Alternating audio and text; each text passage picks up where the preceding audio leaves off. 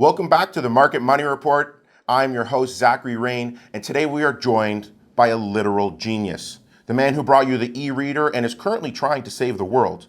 See Howard Honeyman of Forward Water Technologies. How are you doing today, Howie? I'm good. I'm going to try and live up to your statements there, my friend.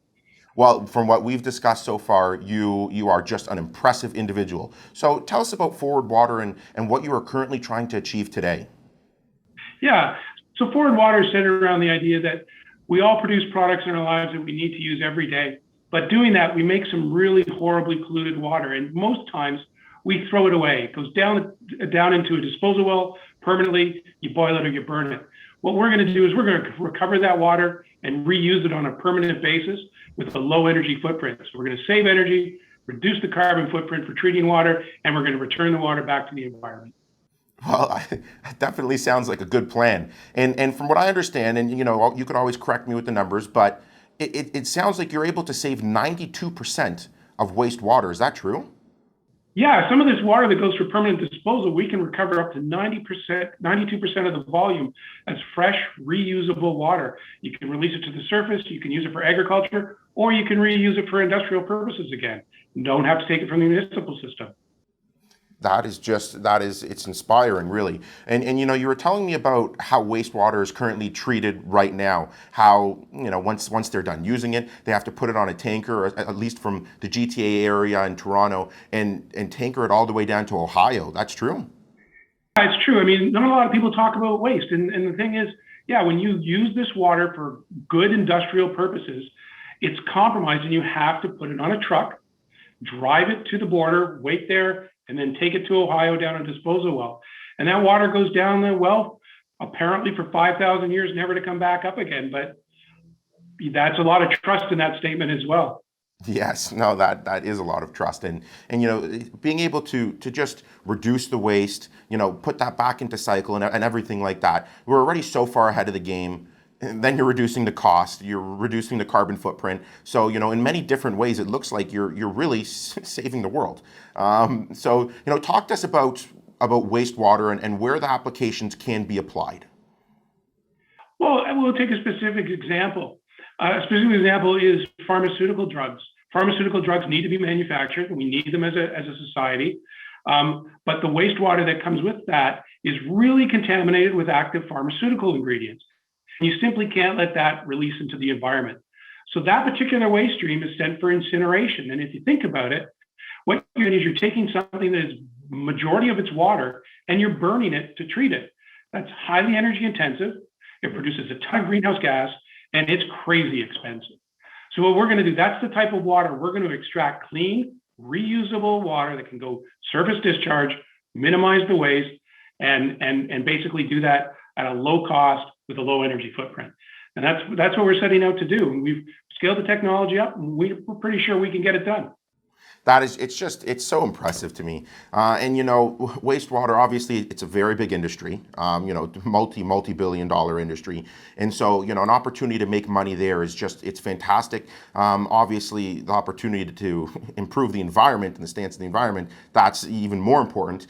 So talk to us about other applications. Is there another sector that you can see Forward Water applying this technology to?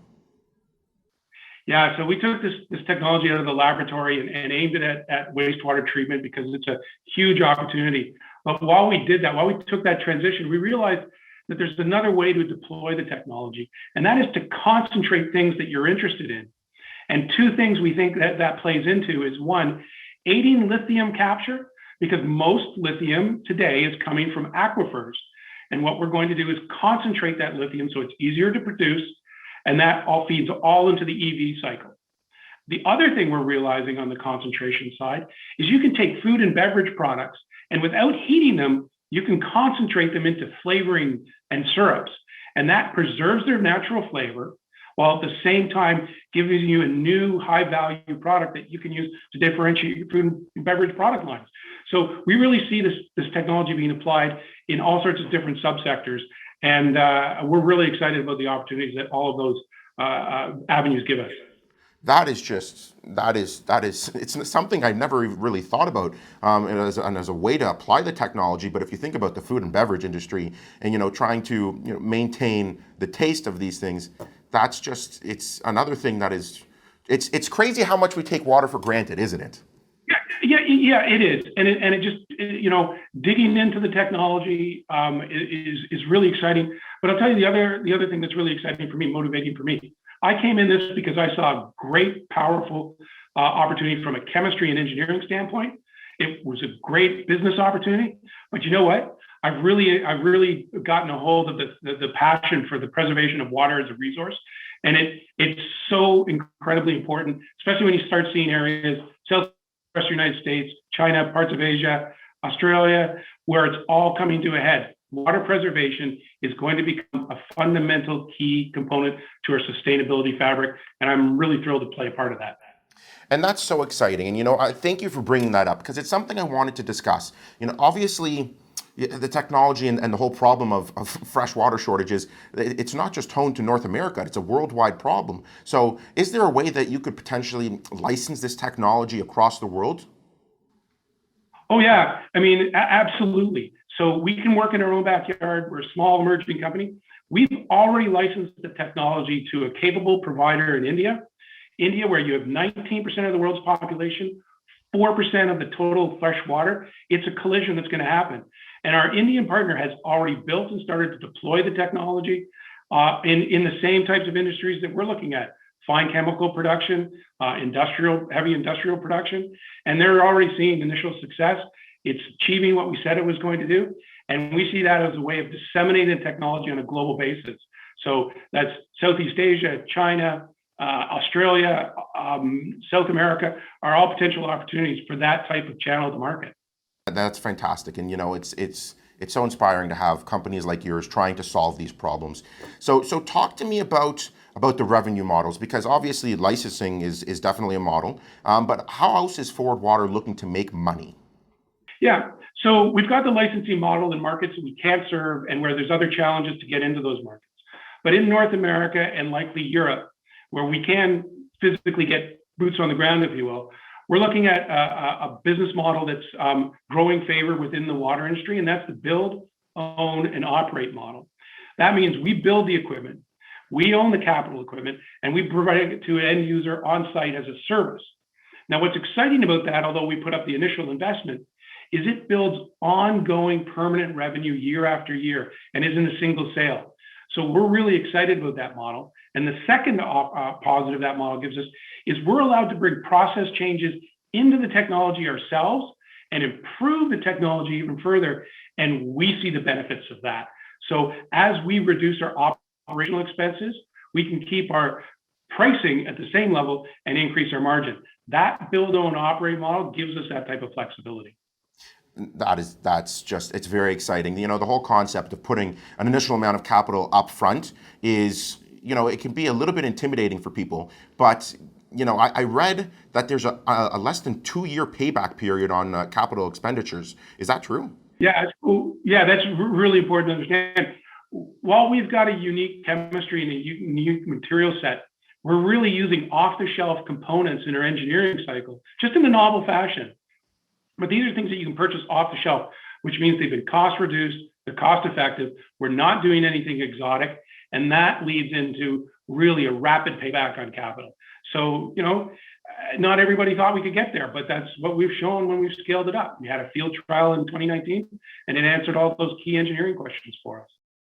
That is another thing that is it's a proven add-on when working with your company. And so what would you say is the second model? Because we talked about licensing, we're talking about building your own tech and your own site right there. So what's the second model for Forward Water to make money? When we demonstrate in the technology in the field, we're going to see large corporations that have chemical plants already established, their own engineering community. What we're going to do is we're going to do what's a modified build, own, operate. And that's a build, operated transfer model, or BOT. And you build the equipment under a contract, you operate it with that end user until they're competent enough to run it themselves, and you transfer the equipment to their ownership while at the same time providing training and services as an ongoing revenue stream. but those larger companies are going to want to keep it under their umbrella. And we're happy to service that need as well. Mhm. Of course, and that's only natural, right? And that'll provide you with more residual income as you go. And Yeah. Both models end up with a residual trailing revenue stream, which, is it's the razor blade model to some extent, but that's proven effective. I'm happy to follow a business model that's proven effective. no, it's funny you bring it up because one of the first things they teach you on how to build wealth is to find something that provides a trailer residual stream of income without having to be so labor intensive. And so the fact that you're able to offer this is it's another value add for companies that they may not be able to have the capital to put up, or they do, but they're constantly going to need you to service their needs, right? So it's another beautiful way that we can see Forward Water making money in the future. So I want to sum up our conversation today by addressing a very important question. It's really the center of our conversation today. But how important is it to really invest in companies that are focused on ESG? Well, I think it's essential. I think we live in a free market economy. This is vote with your feet, vote with your dollars, right? And as I said, this passion sort of it caught me by surprise. It snuck up from me behind me. But it's really important that a legacy that we live is a healthy economy that is coupled fundamentally, you can't separate the two anymore, coupled fundamentally with a sustainable and improved and continually improved sustainable footprint, ecological footprint, and we really preserve what we've got. And I think, the conversation in the media and the scientific community is we have the luxury of being at a tipping point, but we are at a tipping point. So we need to decide to do it now. And I think investors can focus their power on companies that do both. And I think that's just what you need to do. I think Forward Water is one of the companies that can do both, and we look forward to showing that to the world. Well, it's just very exciting. It's such an intriguing model, and it's something that, like you said, I think it should be a center focus for investors moving forward because the world isn't going to fix itself. So thank you, everybody. Thank you for watching. That was Dr. C. Howard Honeyman joining us today from Forward Water Technologies. I'm your host, Zachary Rain, and I leave you with this message today. Let's try and leave this world a better place than how we found it. Thank you.